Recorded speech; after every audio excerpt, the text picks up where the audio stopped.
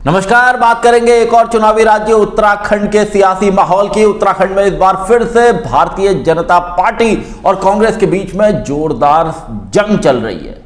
सत्ता हथियाने की जंग है। बीजेपी वहां सरकार चला रही है, जबकि उत्तराखंड में पिछले जो 4 विधानसभा चुनाव हुए हैं उनमें यह फैसला वहां की आवाम, वहां की जनता देती रही है कि एक बार बीजेपी एक बार कांग्रेस। इस बार जब बीजेपी सत्ता में है तो कांग्रेस को ऐसी उम्मीद है कि जनता इस पैटर्न को दोहराएगी और उसको सत्ता देगी, लेकिन भारतीय जनता पार्टी ने सत्ता को अपने पास बनाए रखने के लिए पूरी ताकत झोंक दी है। उत्तराखंड के विधानसभा चुनाव को लेकर एक ताजा जो सर्वे आया है, एबीपी न्यूज सी वोटर का सर्वे, वो सर्वे इस बात को साफ कहता है कि राज्य के अंदर इन दोनों पार्टियों के बीच में तगड़ा जोरदार मुकाबला है, जबकि आम आदमी पार्टी भी इस बार राज्य के अंदर कुछ सीटों पर ठीक ठाक काम करती दिख रही है। क्या है उत्तराखंड का पूरा सियासी हाल, इस पर बात करूंगा। आप देख रहे हैं सत्यहिंदी.com। अपील मेरी आपसे वही है, कॉर्पोरेट मीडिया के मुकाबले आजाद पत्रकारिता का समर्थन करें, सत्य हिंदी की सदस्यता योजना में शामिल हो। आर्थिक भुगतान का लिंक हमने डिस्क्रिप्शन में दिया हुआ है। सत्य हिंदी का ऐप भी है, लिंक डिस्क्रिप्शन में डाउनलोड कर लीजिए। उत्तराखंड अपने बनने के बाद से ही बहुत सारी सियासी उथल पुथल का शिकार रहा है और हाल ही में हमने देखा जब भारतीय जनता पार्टी को लगातार एक के बाद एक मुख्यमंत्री वहां पर बदलने पड़े और उसको कांग्रेस ने एक बड़ा मुद्दा राज्य के अंदर बनाया है। इस पर भी मैं बात करूंगा, लेकिन पहले जो बात करेंगे एबीपी न्यूज सी वोटर के ताजा सर्वे की। ये जो सर्वे है, सर्वे इस बात को कहता है कि राज्य में अभी का जो सियासी हाल है उसमें बीजेपी को 31 से 37 सीट मिल सकती है। उत्तराखंड में विधानसभा की 70 सीटें हैं और वह सरकार बनाने के लिए आपको 36 विधायकों की जरूरत होती है। तो बीजेपी को 21 से 37 सीटें, जबकि कांग्रेस को 30 से 36 सीटें मिलने की बात कही गई है। आम आदमी पार्टी को 2 से 4 और अन्य को 0 से 1 सीट मिलने की बात कही गई है। तो जादुई आंकड़ा जो सरकार बनाने के लिए वो 36 विधायकों का है। और ऐसे में जब ये सर्वे इस बात को कहता है कि बीजेपी को 31 से 37 और कांग्रेस को 30 से 36 सीटें मिल सकती है, तो निश्चित रूप से यह साफ होता है कि राज्य के अंदर इन 2 अहम प्रमुख सियासी दलों के बीच में जो सियासी रार है, जो सियासी अदावत है, वो जोरों पर है और मुकाबला जोरदार हो रहा है और आने वाले दिनों में और जोरदार होने की पूरी उम्मीद है। और जो वोट शेयर है उसमें भी कांग्रेस बहुत पीछे नहीं है। ये जो सर्वे है एबीपी न्यूज सी वोटर का सर्वे इस बात को कहता है कि भारतीय जनता पार्टी को 39%, कांग्रेस को 37% वोट मिल सकते हैं। आम आदमी पार्टी जो बड़ी गंभीरता से और कुछ इलाकों में बहुत ताकत लगा रही है अपने इस चुनाव में, दिल्ली से उसके तमाम बड़े नेता लगातार उत्तराखंड का दौरा कर रहे हैं, उसको 13% वोट मिलने की बात कही गई है, जबकि अन्य को 11% वोट मिल सकते हैं। तो ये जो वोटों का मामला है इसमें बीजेपी कांग्रेस बहुत नजदीक है और ऐसा लगता है कि अगर आम आदमी पार्टी वहां नहीं लड़ रही होती चुनाव तो कांग्रेस को बहुत हद तक इस वोट शेयर में अच्छा फायदा हो सकता था। और कांग्रेस भी इसको लेकर कहीं ना कहीं डरी हुई है कि आम आदमी पार्टी के आने से उसके वोटों में सेंध लग सकती है। जो मुख्यमंत्री पद के चेहरे को लेकर बात ये सर्वे कहता है, सर्वे इस बात को कहता है कि यहां हरीश रावत को 37% लोग मुख्यमंत्री के चेहरे के तौर पर देखना चाहते हैं, जबकि पुष्कर धामी जो राज्य के मुख्यमंत्री हैं, यंग चेहरे हैं बिल्कुल, उन्हें 29% लोग मुख्यमंत्री के तौर पर देखना चाहते हैं। अनिल बलूनी जो राज्यसभा सांसद है, राष्ट्रीय मीडिया प्रभारी हैं, भारतीय जनता पार्टी के, उन्हें 18% लोग इस पद के लिए पसंद करते हैं। तो उत्तराखंड में जो सियासत रही है पिछले सालों की, वो तब बहुत तेज हुई जब किसान आंदोलन शुरू हुआ।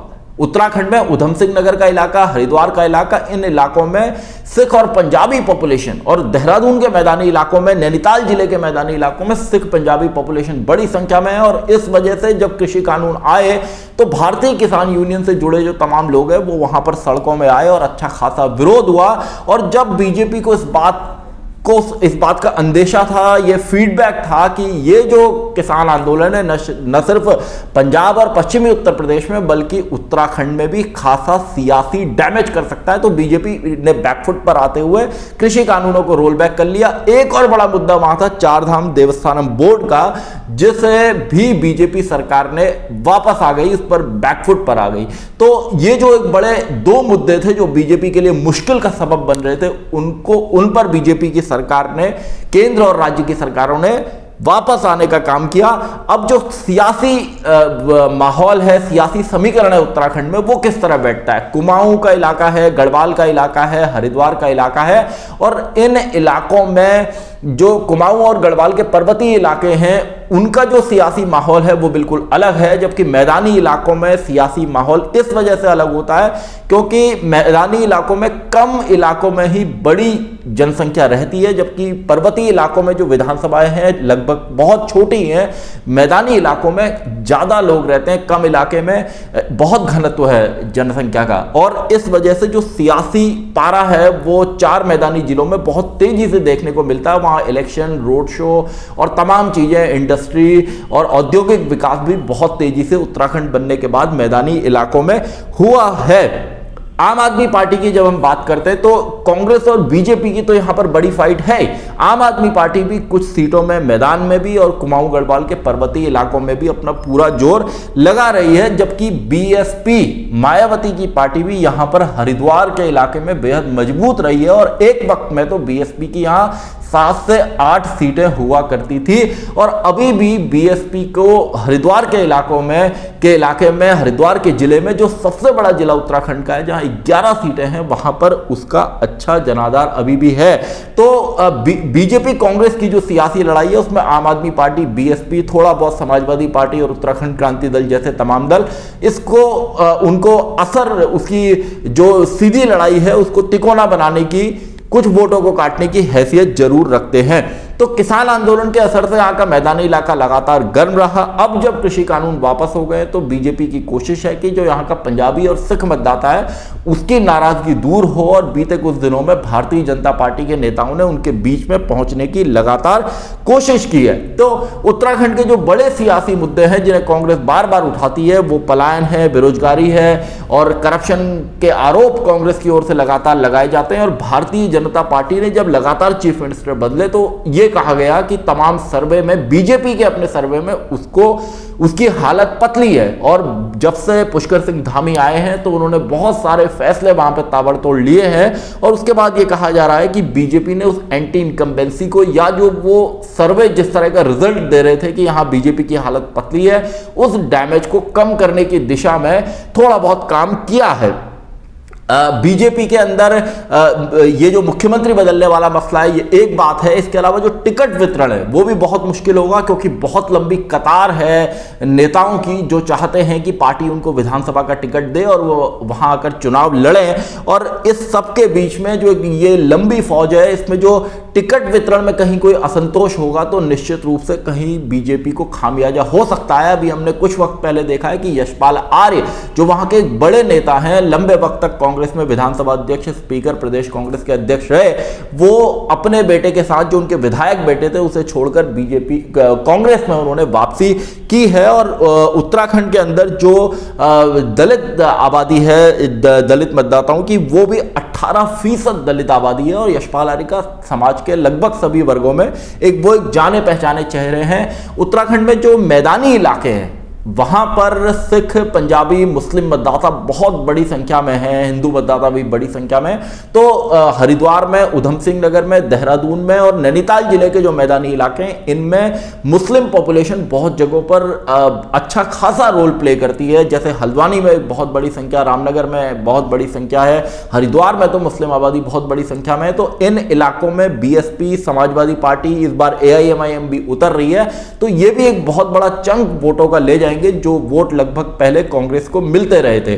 तो मुकाबला बहुत जोरदार होगा, और बीजेपी की यहां जो पूरी कोशिश है उसने अपने तमाम बड़े नेताओं को इस छोटे राज्य में उतारा है। प्राइम मिनिस्टर नरेंद्र मोदी से लेकर, गृह मंत्री से लेकर, बीजेपी के राष्ट्रीय अध्यक्ष, तमाम बड़े केंद्रीय मंत्री, तमाम बड़े प्रभारियों को यहां पर लगाया गया है उत्तराखंड को जीतने को लेकर।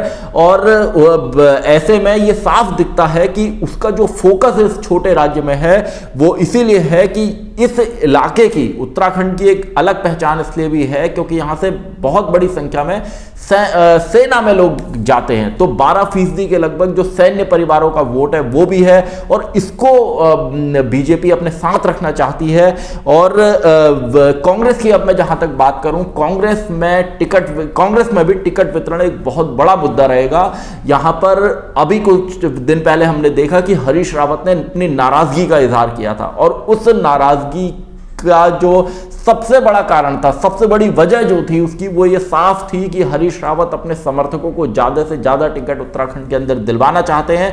लेकिन जो बाकी वहां पर प्रीतम सिंह, जो पूर्व अध्यक्ष 4-4.5 साल तक प्रदेश कांग्रेस के अध्यक्ष रहे, उनका भी एक धड़ा है जिसे अपने लिए टिकट चाहिए।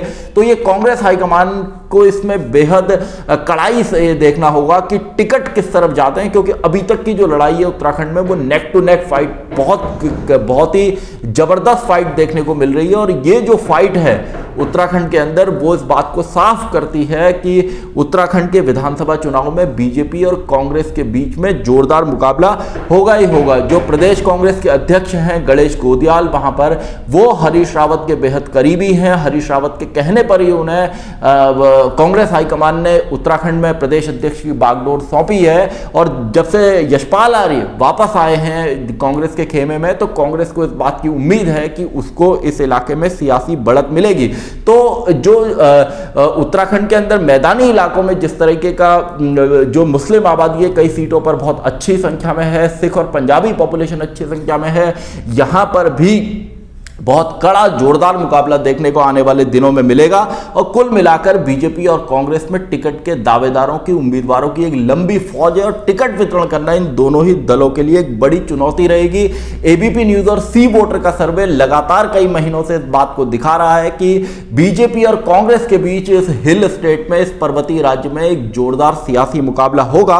और अब जब चुनाव का ऐलान हो गया है, एक फेज में चुनाव होना है, 1 महीने का लगभग वक्त है, मतदान में 14 फरवरी को वोटिंग होनी है, उसमें यह साफ दिखाई देता है कि अब जो है बीजेपी और कांग्रेस अभी भी बिल्कुल कांटे के मुकाबले में वहां पर बने हुए हैं। कांग्रेस का पूरा जोर हरीश रावत पर है, जबकि बीजेपी ने अपने एक युवा चेहरे को सामने किया है। बीजेपी के प्रदेश अध्यक्ष मदन कौशिक मैदानी इलाके से आते हैं, बीजेपी को मैदान में अच्छी सफलता की इस वजह से उम्मीद है, उसने एक मैदानी चेहरे को वहां पर प्रदेश अध्यक्ष का जिम्मा सौंपा है। इसके अलावा कांग्रेस के अंदर हरीश रावत, प्रीतम सिंह, सारे गुटों को साथ अगर वो चलते हैं तो निश्चित रूप से ये जो इलेक्शन है और ये जो सियासी फाइट है, सियासी मुकाबला है, वो बेहद रोमांचक होने से इनकार नहीं किया जा सकता।